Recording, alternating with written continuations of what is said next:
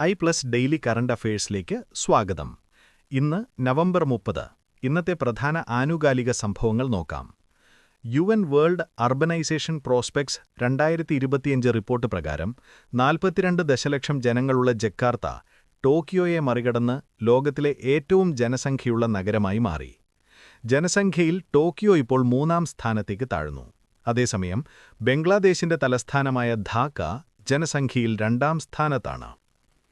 6 ലൈനുകളിലും 85 സ്റ്റേഷനുകളിലുമായി 176 kilometre ദൈർഘ്യമുള്ള ലോകത്തിലെ ഏറ്റവും ദൈർഘ്യമേറിയ പൂർണ്ണമായും ഡ്രൈവറില്ലാ ട്രെയിൻ ശൃംഖലയായി റിയാദ് മെട്രോയെ ഗിന്നസ് വേൾഡ് റെക്കോർഡ്സ് ഔദ്യോഗികമായി അംഗീകരിച്ചു.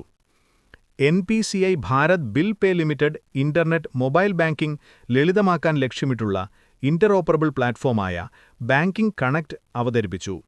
ഇന്റർഓപ്പറബിൾ വർക്ക്ഫ്ലോകൾ, ഒരു uniform interface, mobile first design എന്നിവയാണ് പ്ലാറ്റ്ഫോം വാഗ്ദാനം ചെയ്യുന്നത്. ഡെയിലി കറന്റ് അഫയേഴ്സ് ലഭിക്കാൻ ഇപ്പോൾ തന്നെ ചാനൽ സബ്സ്ക്രൈബ് ചെയ്യൂ.